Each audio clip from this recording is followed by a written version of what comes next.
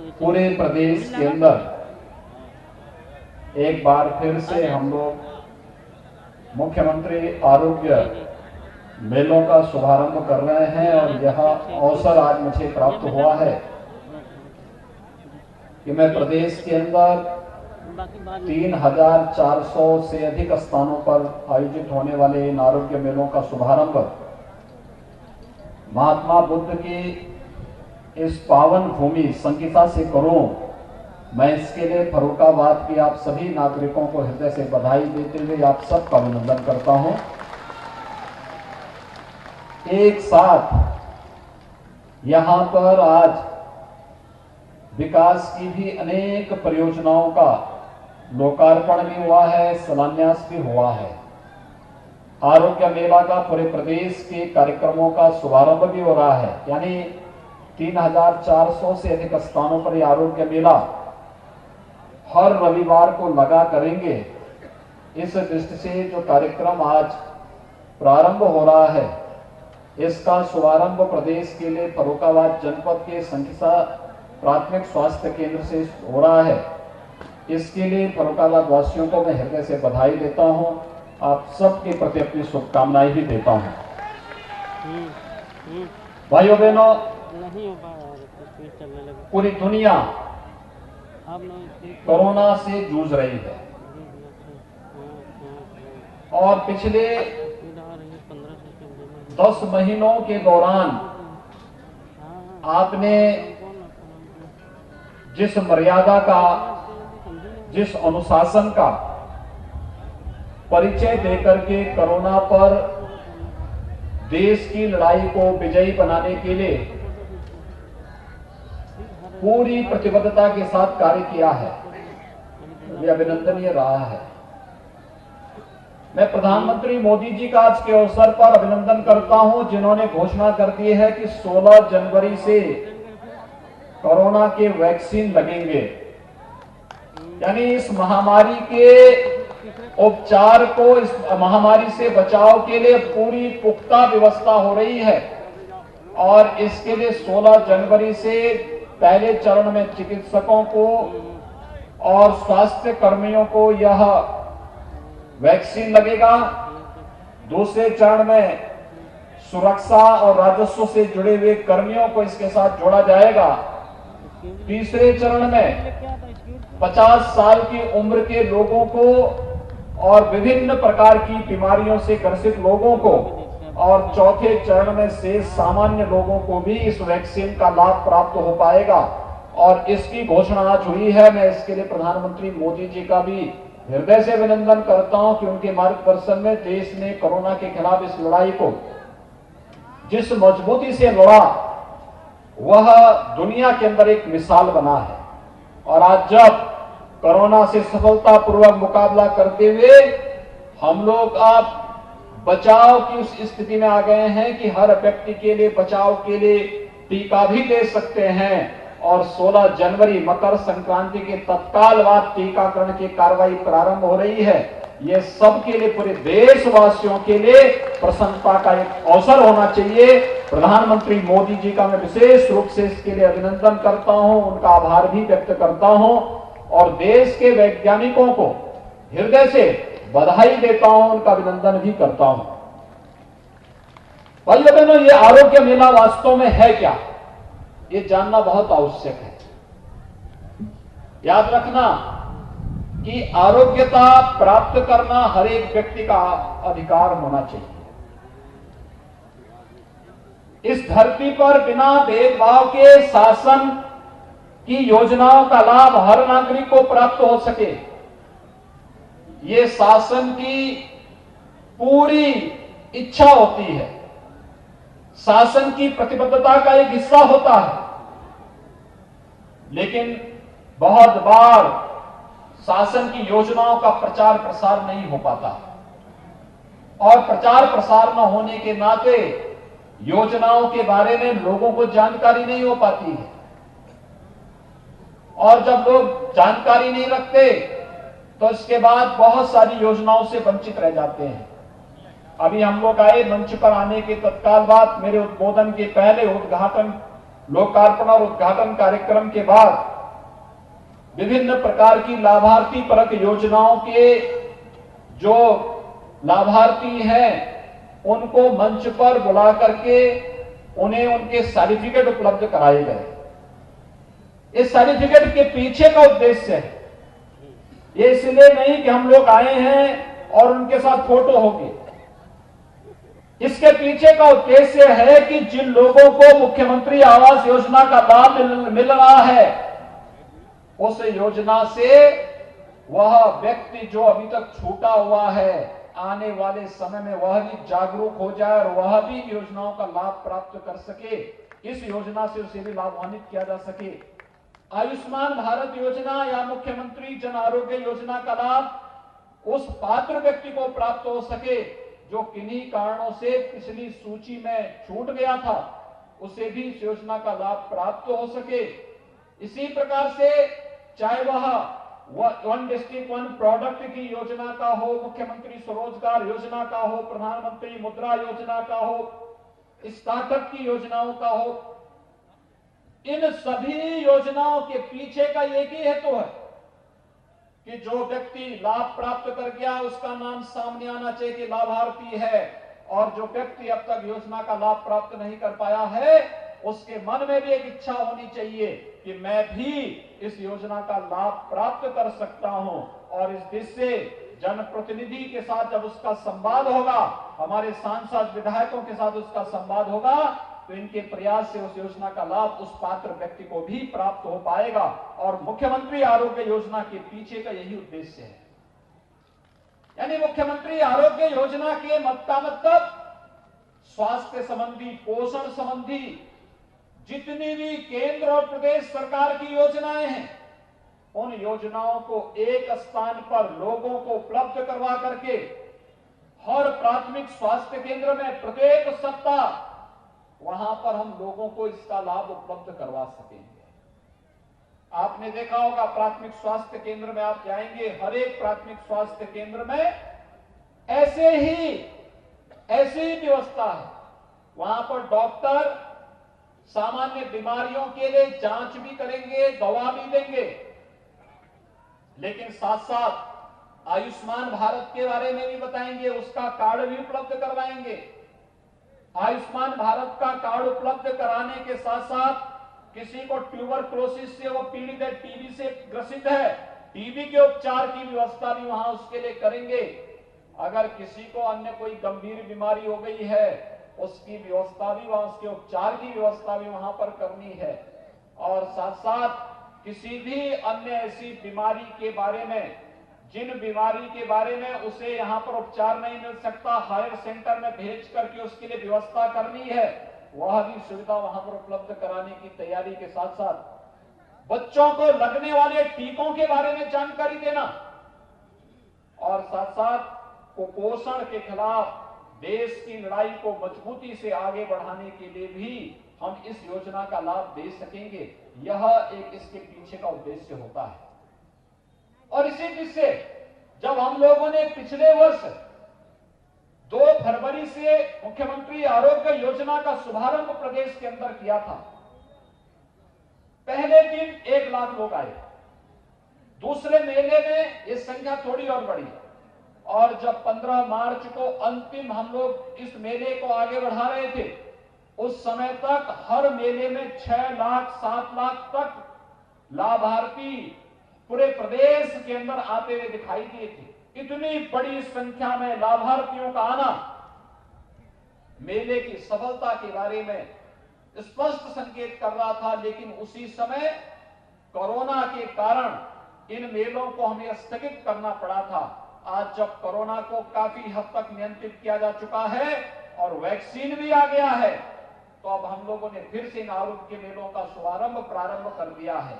इसके पीछे स्वास्थ्य संबंधी योजनाओं के बारे में आपको जानकारी देना, पोषण संबंधी योजनाओं की जानकारी देना, गर्भवती महिलाओं को और नवजात शिशुओं को लगने वाले टीकों के बारे में जानकारी देना, कन्या सुमंगला योजना हो, मुख्यमंत्री जन आरोग्य योजना हो, प्रधानमंत्री आयुष्मान भारत की योजना हो, इन सभी योजनाओं का लाभ लाभार्थी को एक ही स्थान पर उपलब्ध करवाने के लिए भी हम कार्य योजना बना सकें। इस कार्य योजना के साथ यह स्वास्थ्य संबंधी आरोग्य मेलों को जगह जगह हर रविवार को हर प्राथमिक स्वास्थ्य केंद्र में पूरे प्रदेश के अंदर इन मेलों का आयोजन हो सकेगा। इस उद्देश्य से आज मुझे फर्रुखाबाद की धरती पर भगवान बुद्ध के अवतरण की धरती पर आने का सौभाग्य प्राप्त हुआ है। मैं फर्रुखाबाद के आप सभी नागरिकों का इस अवसर पर हृदय से अभिनंदन करता हूं, आपका स्वागत भी करता हूं। भाइयों बहनों, प्रदेश के अंदर पिछले 3.5 वर्षों के अंदर आपने बदलाव देखा होगा। योजनाओं का लाभ गरीब को मिल रहा है।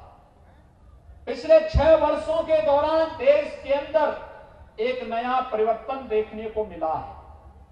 पहले एक परिपाटी बन गई थी। दिल्ली से सरकार अगर पैसा देती थी तो बीच में बिचौलिए और दलाल इतने लग जाते थे कि एक गरीब तक, एक किसान तक, एक नौजवान तक, महिलाओं तक उस योजना का लाभ नहीं पहुंच पाता था। और आज तो प्रधानमंत्री मोदी जी ने ऐसी व्यवस्था कर दी है कि अगर दिल्ली से योजना चलेगी तो सीधे लाभार्थी के खाते में पैसा बन करके जाएगा। लाभार्थी को इधर उधर भटकने की आवश्यकता नहीं पड़ेगी। और आज उसी का परिणाम है। प्रधानमंत्री आवास योजना में उत्तर प्रदेश के अंदर हम 35 लाख लाभार्थियों को एक एक आवास उपलब्ध कराने में सफल हुए हैं। अनुमान करिए 35 लाख लोगों को एक एक आवास मिल जाए। 2 करोड़ 61 लाख लाभार्थियों को शौचालय मिल जाए।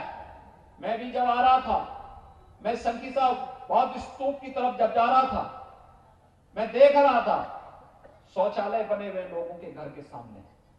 ये शौचालय केवल शौचालय नहीं है, ये आरोग्यता का भी आधार है और नारी गरिमा का प्रतीक भी है। ये केवल एक शौचालय नहीं है, ये स्वच्छता का आधार भी है, स्वस्थ बनने की प्रेरणा का आधार भी है और साथ साथ नारी गरिमा की रक्षा का भी आधार है। और इसलिए आपने देखा होगा 2 करोड़ 61 लाख लाभार्थियों को प्रदेश के अंदर शौचालय मिलना। और पिछले वर्ष तो प्रधानमंत्री जी ने एक और कार्य किया कि हर ग्राम पंचायत में एक सामुदायिक शौचालय का निर्माण होगा। प्रदेश के अंदर 59,000 ग्राम पंचायतें हैं। हर ग्राम पंचायत में एक एक सामुदायिक शौचालय का निर्माण कार्य किया जा रहा है और गांव की ही किसी महिला को उसके रख रखाव के साथ जोड़ा जा रहा है। उस महिला को 6,000 रुपए महीने का मानदेय देकर के उसके रख रखाव की जिम्मेदारी दी जा रही है। याद करिए, गांव के लोगों के लिए सफाई का भी एक केंद्र और दूसरा एक महिला को रोजगार भी वहां से प्राप्त हो रहा है। यह कार्य भी प्रधानमंत्री मोदी जी ने देश के अंदर सब देश के नागरिकों के लिए उपलब्ध कराया है। यानी हर एक योजना को हमने प्रधानमंत्री आवास योजना दिया हो, मुख्यमंत्री आवास योजना का लाभ दिया हो, आयुष्मान भारत की योजना का लाभ दिया हो या किसी भी योजना का लाभ, इन योजनाओं में किसी के साथ भेदभाव नहीं किया गया। जो भी लाभार्थी है, पात्र हैं, उसको योजना का लाभ मिलना चाहिए। हम भेदभाव किसी के साथ नहीं करेंगे, लेकिन तुष्टीकरण के नाम पर भी समाज को बंटने नहीं देंगे। यही तो कार्य सरकार का है और सरकार आज मजबूती के साथ इस अभियान के साथ जुड़ी हुई है, मजबूती के साथ जुड़ी हुई है। क्या किसान हो, क्या नौजवान हो, क्या महिलाएं हो, पहले प्रदेश के अंदर नौकरियां निकलती थी, फर्रुखाबाद के लोग देखते रह जाते थे, कुछ लोग उसका लाभ ले लेते थे, लेकिन आज जब नौकरी निकलती है तो उस नौकरी का लाभ फर्रुखाबाद का नौजवान भी देता है। 4 लाख नौजवानों को सरकारी नौकरी अब तक हम लोग देने में सफल हो रहे हैं प्रदेश के अंदर। यानी पिछले 4.25 वर्ष के दौरान लगभग 4 लाख सरकारी नौकरी, जिसमें 1,37,000 तो केवल पुलिस कर्मियों की भर्ती प्रदेश के अंदर हम लोगों ने कर दी है। 1,10,000 के आसपास शिक्षकों की नियुक्ति प्रदेश के अंदर हुई है। विभिन्न विभागों में नियुक्तियों का क्रम चला है और प्रदेश के अंदर बिना भेदभाव के योजनाओं का लाभ किसानों को प्रदान करने की कार्रवाई, चाहे वह किसानों के फसल ऋण माफी का कार्य रहा हो, चाहे वह प्रदेश के अंदर प्रधानमंत्री फसल बीमा योजना और प्रधानमंत्री किसान सम्मान निधि की योजना का लाभ देने का रहा हो, ये सभी योजनाएं पूरी ईमानदारी के साथ हर एक गरीब को देने का कार्य हुआ है।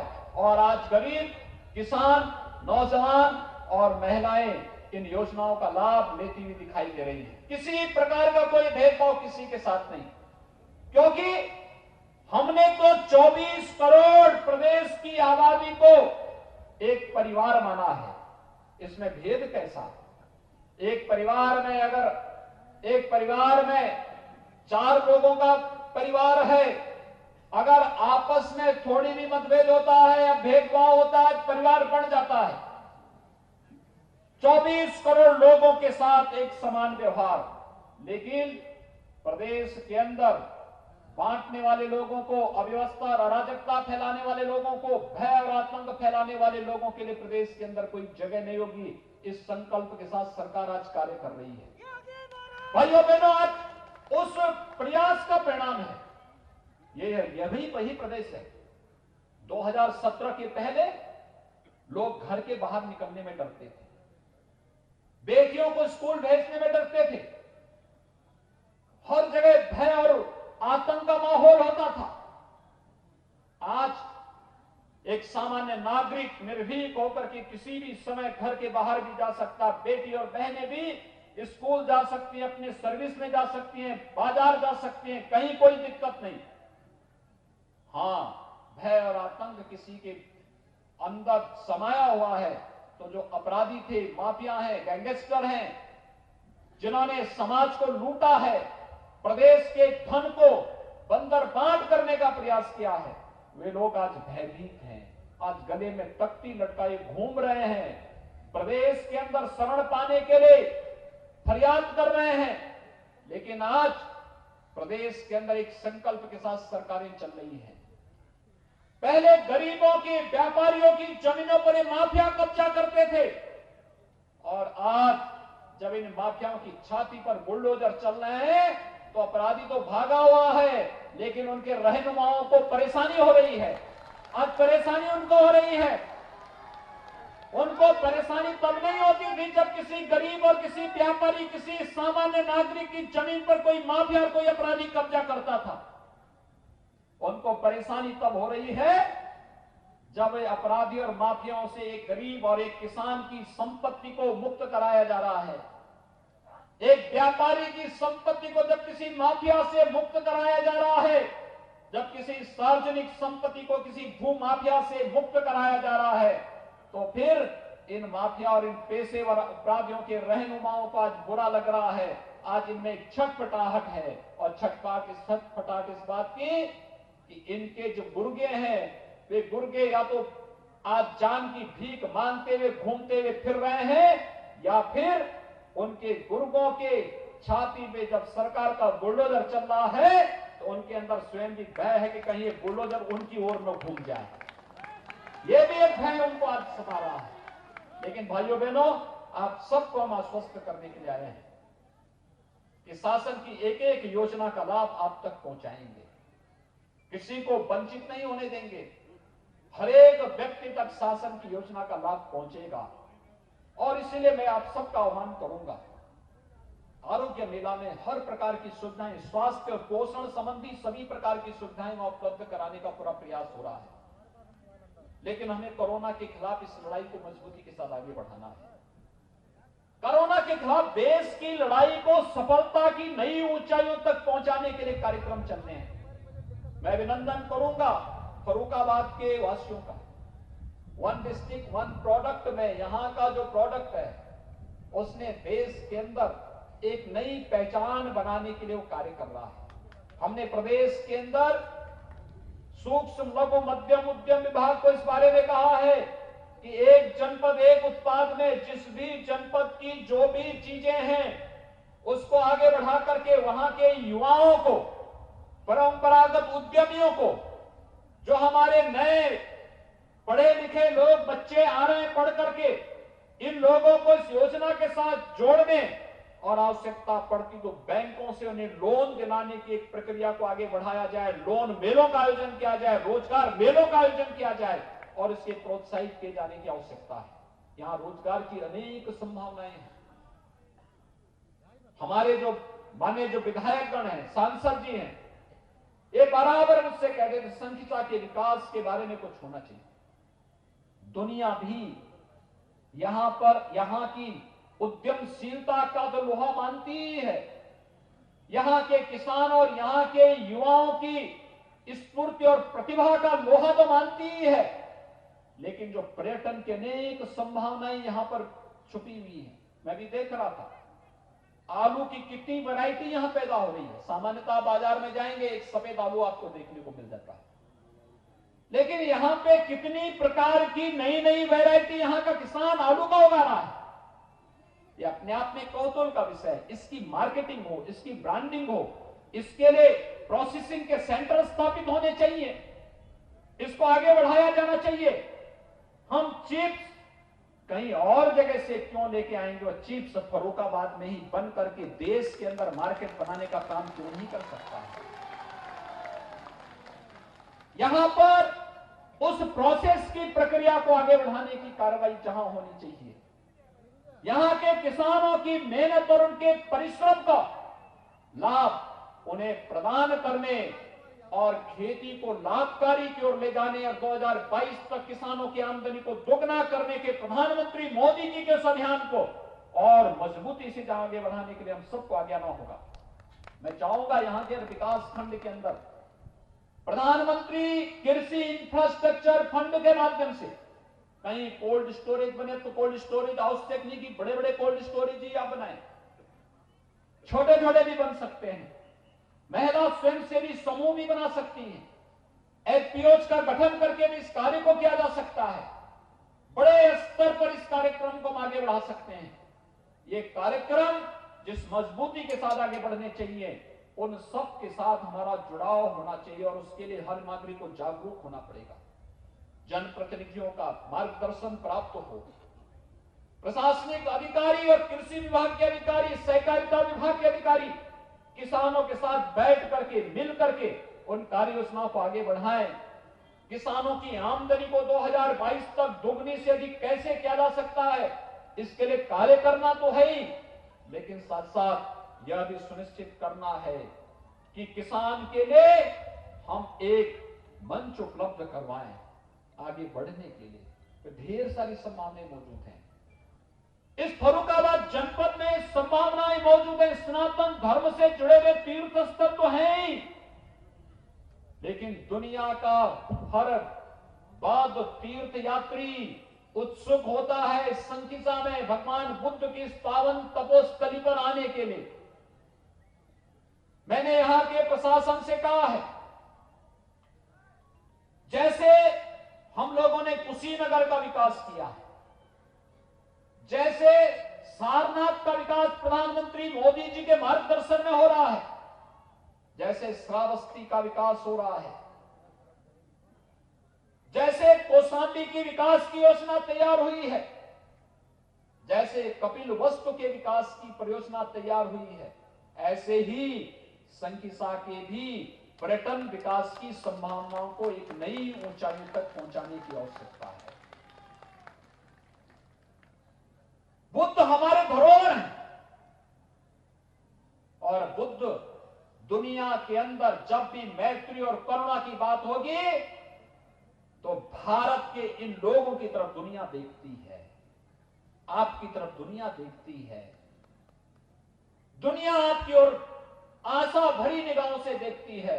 जब भी मानवता के सामने अस्तित्व का संकट खड़ा होता है तो दुनिया को बुद्ध नजर आते हैं, और बुद्ध की तरफ जब कोई नजर डालता है तो भाइयों बहनों आपको लोग आशा भरी निगाहों से देखते हैं। पूरी दुनिया से आशा भरी निगाहों से आप सबको देखती है। आपका सौभाग्य है कि बुद्ध की इस पावन धरती पर आप सबको जन्म लेने और कार्य करने का अवसर प्राप्त हुआ है। मैं आज इसी बहाने आया हूं, आरोग्य मेला का शुभारंभ करने के साथ साथ संकिसा का भी पर्यटन विकास की संभावनाओं को नई ऊंचाइयों तक पहुंचाने के लिए हम योगदान दे सकेंगे, यह एक संकल्प लेने के लिए आज आपके बीच में आया हूं। और बहुत शीघ्र पर्यटन विकास की टीम यहां आएगी, यहां के विधायकों के साथ, सांसद और विधायकों के साथ मिलकर के एक बेहतर कार्य योजना को यहां पर जमीनी धरातल पर उतारने की कार्य योजना को हम यहां पर लागू करेंगे। दुनिया का तीर्थ यात्री यहां आएगा। मैंने तो प्रशासन से कहा, योजना बनाइए बौद्ध तीर्थाटन का। गौतम बुद्ध विश्वविद्यालय नोएडा से प्रारंभ हो, संगीसा से प्रारंभ हो, लखनऊ से श्रावस्ती से कपिलवस्तु, लुम्बिनी, वहां से कुशीनगर, वहां से सारनाथ, वहां से कौशाम्बी, फिर लखनऊ, संगीसा होते हुए गौतम बुद्ध विश्वविद्यालय। एक कार्य योजना इस प्रकार की बननी चाहिए। और अगर उधर से प्रारंभ होता है सारनाथ से, तो सारनाथ से कुशीनगर से लुम्बिनी, कपिलवस्तु होते हुए श्रावस्ती से लखनऊ से फिर संगीसा, गौतम बुद्ध विश्वविद्यालय के साथ जोड़िए, फिर इसी रूट पर वापस होते हुए कौशाम्बी होते हुए सारनाथ निकलने की कार्रवाई। दुनिया टूट पड़ेगी, लाखों नौजवानों को रोजगार मिलेगा, पर्यटन की ढेर सारी संभावनाओं के साथ यहां पे होटल और रेस्टोरेंट का एक नया कारोबार उभर करके सामने आ जाएगा। यहां के हजारों नौजवान जो रोजगार के लिए भटकते हैं दुनिया के अंदर, उनको वहां नहीं जाना पड़ेगा। दुनिया रोजगार के लिए फर्रुखाबाद में आएगी, फर्रुखाबाद के अंदर। उन संभावनाओं को टटोलिए। क्यों हमारा युवा रोजी और रोजगार के लिए दूसरी जगह जाएगा? हमारे नौजवान को तो नौकरी और रोजगार यहां पे इन संभावनाओं के बीच में मिलनी चाहिए और इन संभावनाओं को आगे बढ़ाने की आवश्यकता है। मैंने देखा छापा खाने का कितना अच्छा काम यहां पे होता है, कितना अच्छा काम होता है, कितना प्राचीन कार्य होता है। मैं आपके उन पूर्वजों का अभिनंदन करता हूं जिन्होंने छापे खाने का विकास यहां पर किया। उस कालखंड में जब मशीनें नहीं थी, तब कपड़ों के अंदर किस प्रकार की डिजाइनिंग होनी है। आज तो तकनीक आ चुकी है, लोग आगे बढ़ चुके हैं, लेकिन उस समय उन्होंने जो कार्य करके दिखाया, आज की तकनीक उनके सामने फेल है। कितना अभिनंदनीय कार्य उन्होंने किया था। इस धरोहर को बचाने की आवश्यकता है, इसको आगे बढ़ाने की आवश्यकता है, इसको नई तकनीक के साथ जोड़ने की आवश्यकता है। अगर हम इन कार्यक्रमों को आगे बढ़ा सकेंगे, बहुत अच्छा कार्य होगा, बहुत अच्छी दिशा में आगे बढ़ेगा। एक बार फिर से विकास की योजनाओं को आप सबके साथ जोड़ने, आरोग्य मेला का लाभ यहां के लोगों को प्राप्त हो, इसका लाभ आपको देने के साथ पूरी प्रतिबद्धता के साथ इसको दोहराने के लिए आज यहां पर आते हुए मैं आप सबका आह्वान करूंगा। कोरोना के खिलाफ लड़ाई अंतिम चरणों में चल रही है, अंतिम चरण में चल रही है, लेकिन कोरोना के प्रति सावधानी हमें बरतनी पड़ेगी। सार्वजनिक स्थानों पर निकलते हैं, मास्क का इस्तेमाल जरूर करें। वर्ल्ड फ्लू का एक नया वो सामने आ रहा है, उसमें भी सावधानी बरतें। सावधानी और सतर्कता की बीमारियों से बचाएगी। सरकार अपने कार्यक्रमों के साथ बचाव के लिए पूरा आपके लिए कार्य करेगी। यह हमारे लिए एक एक नागरिक का जीवन महत्वपूर्ण है और सबकी सुरक्षा, सबको उत्तम स्वास्थ्य और आरोग्यता देना, ये केंद्र और प्रदेश सरकार की प्राथमिकता में है। और उसी प्राथमिकता के साथ आज आप सबको जोड़ने के लिए मैं विशेष रूप से आपके बीच में यहां पर उपस्थित हुआ हूं। मैं एक बार फिर से यहां पर संगीसा के विकास के साथ साथ यहां पर इस आरोग्य मेला को प्रदेश के अंदर लागू करने के लिए मैं एक बार फिर से फर्रुखाबाद वासियों को इस मेले के साथ साथ हर रविवार को हर प्राथमिक स्वास्थ्य केंद्र में हम मुख्यमंत्री आरोग्य मेला और उसके माध्यम से स्वास्थ्य संबंधी, पोषण संबंधी सभी प्रकार की योजनाओं को वहां पर उपलब्ध करवा पाएंगे। इसका लाभ आपको और प्रदेशवासियों को प्राप्त हो पाएगा। इस विश्वास के साथ मैं इस आरोग्य मेला के शुभारंभ के अवसर पर एक बार फिर से पूरे प्रदेशवासियों को हृदय से बधाई देता हूं, अपनी शुभकामनाएं देता हूं।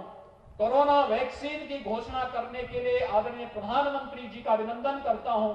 देश के वैज्ञानिकों का अभिनंदन करते हुए मैं बधाई देता हूं और पूरे देशवासियों को शुभकामनाएं भी देता हूं कि प्रधानमंत्री जी के मार्गदर्शन में दुनिया के अंदर सबसे अच्छा कोरोना प्रबंधन का कार्य भारत के अंदर प्रधानमंत्री मोदी जी के नेतृत्व में हुआ और अब भारत दुनिया के अंदर पहला देश बना है जो एक साथ दो वैक्सीन लेकर के अपने देश के नागरिकों को लेकर के आ रहा है। यह प्रधानमंत्री मोदी जी के यशस्वी नेतृत्व के कारण हो पाया है। मैं इसके लिए भी प्रधानमंत्री मोदी जी का अभिनंदन करते हुए देश के वैज्ञानिकों का हृदय से उन्हें अभिनंदन करता हूं, उनको बधाई देते हुए आप सभी को शुभकामनाएं देता हूं। धन्यवाद। जय हिंद।